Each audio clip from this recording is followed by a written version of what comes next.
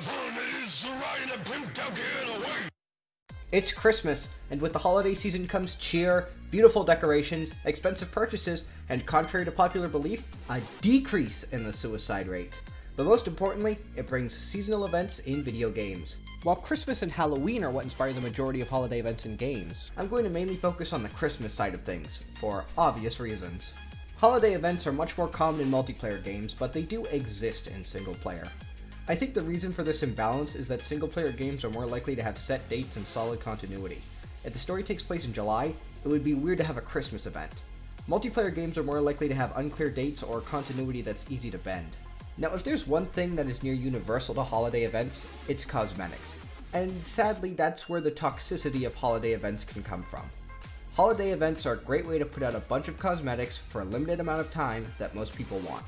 Give them a bad drop rate and make them purchasable, and you're making a huge amount of money off people who just want to get into the holiday spirit. Many games do holiday cosmetics these days because they make money off cosmetics, and holiday items let them cash in on some of that lovely fear of missing out. What if I don't get that Santa hat in time to wear it on Christmas? Maybe I should just buy a couple of loot packs to make sure I get it. But it's Christmas. Let's not focus on the greedy and grimy. Let's talk about the Christmas events that are proper events with unique gameplay.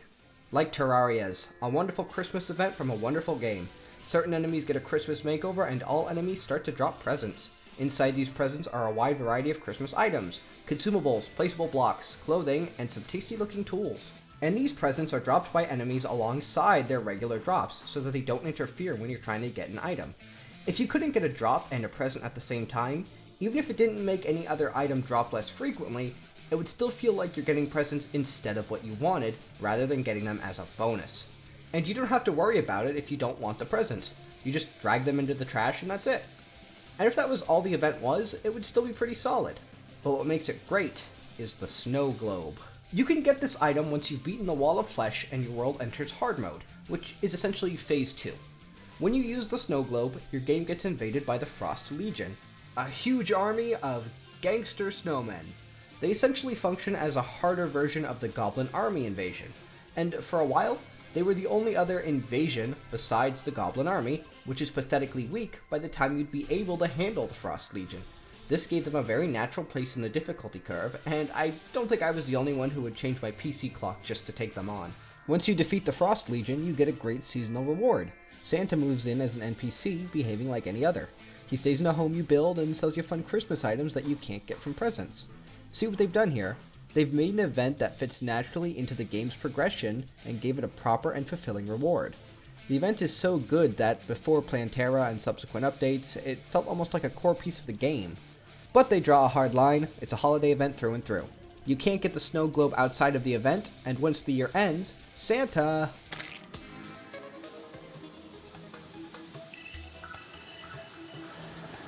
moves out. Now, they have since added multiple new invasions, including the Frost and Pumpkin Moon, and those can be fought at any time of the year.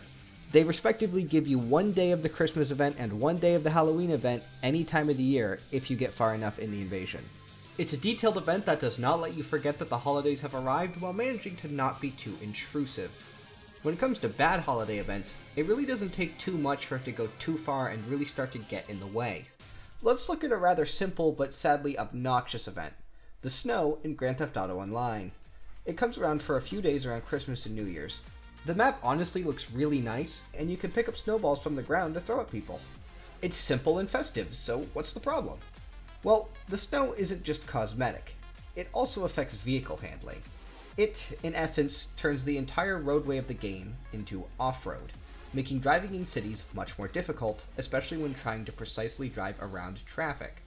In addition to the snow, it's foggier, making it more difficult to fly a plane. In my personal opinion, the snow is very fun, but after it's been active for some time, it clearly begins to wear on people's nerves. In December, it's common to see people excited for the snow to arrive, but only a couple days later, you see many people begging for it to end. However, I can't honestly say that removing the effect on cars and removing the fog would be the best call.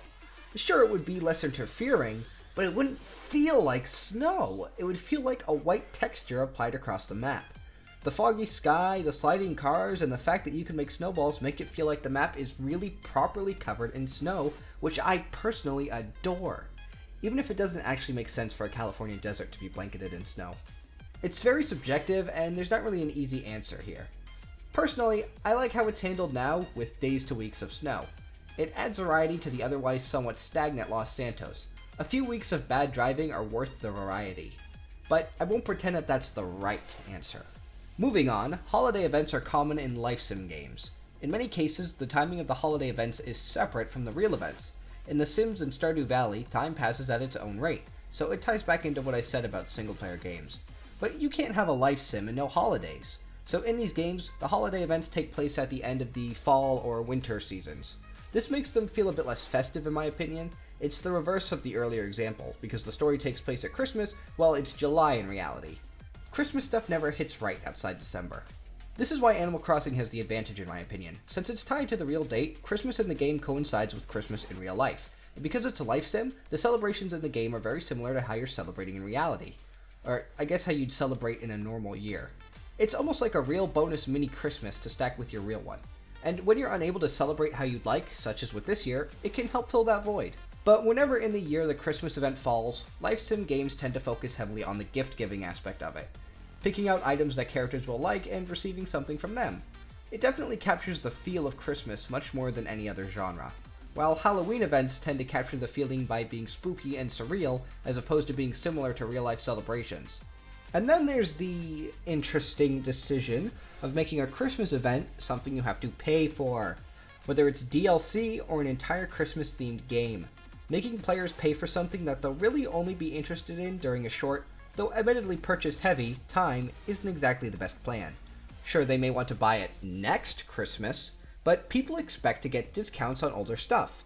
You could expect people to maybe buy it at full price for 2-3 years tops. So you should definitely not make your Christmas-themed game a timed exclusive. And if you are taking this brave approach, at least try to make it good. Dead Rising 4 was the worst-selling game in the series, unless you count this shit, and while the game's general garbageness was certainly the main factor, its seasonal focus did nothing to help, I'm sure. However, just because a Christmas special costs money, it's not necessarily bad. Saints Row 4 has a Christmas DLC, and it's honestly pretty good. Gameplay is standard Saints Row 4 fun, and it's got some quality parodies and references. A bloody eye! It comes with a season pass, which I suppose does mean they could feel a bit more confident going in this direction, since people bought it before they even started making it. And if you need more proof that this is not a good financial decision, think of it this way. In the gaming industry, anytime something seems to make even slightly more money than usual, it gets copied relentlessly until it stops making that extra money. Do you see companies constantly putting out Christmas games and DLC? There's your answer. Although you see them doing Christmas cosmetics because that's where the money lies.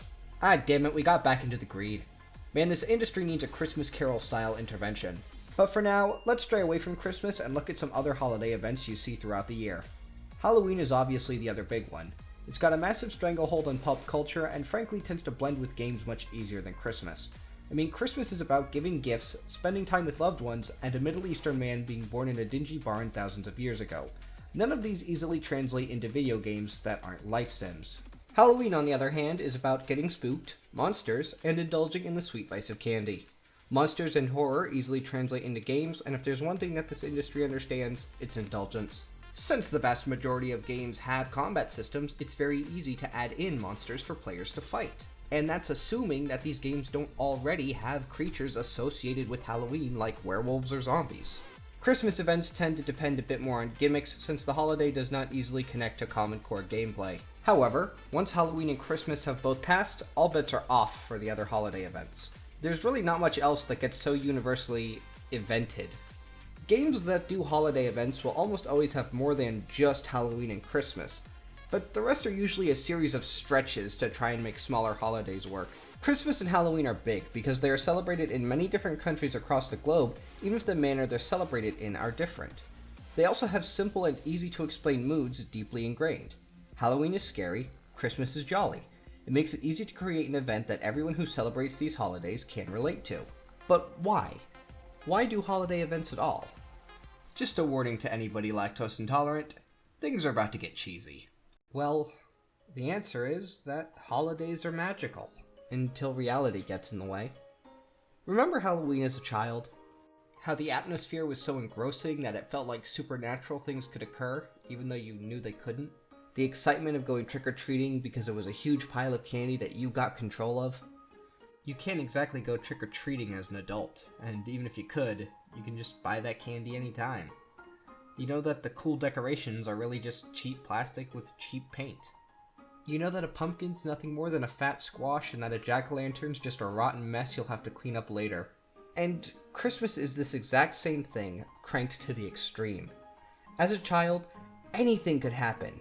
Magic was real on Christmas. There's no way Santa could be fake. Your parents said these things were too expensive, so there's no way they could have gotten them now.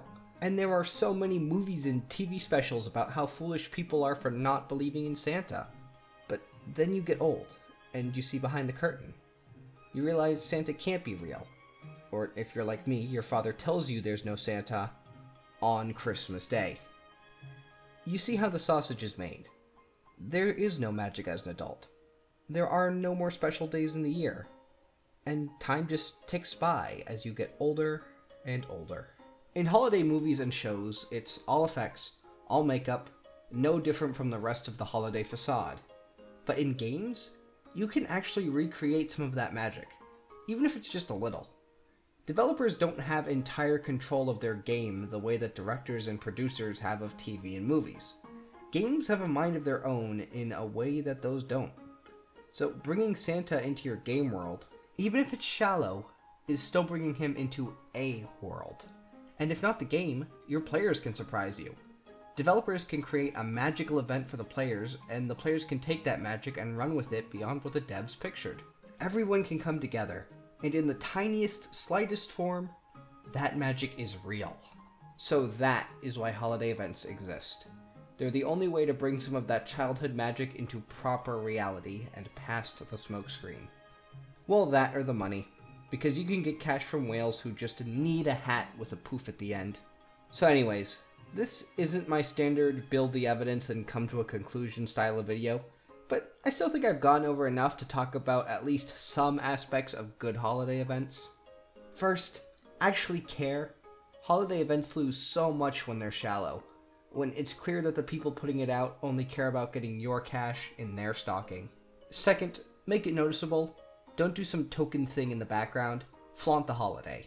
Make it something that actually gets the player's focus rather than just putting a tiny Santa hat on top of the usual experience. And lastly, do that without it being too intrusive to the existing content. Don't have the holiday stuff interfere with the standard gameplay loop.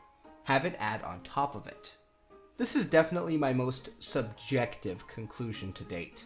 But hey, cut me some slack. It's the holidays. Merry Christmas, everyone.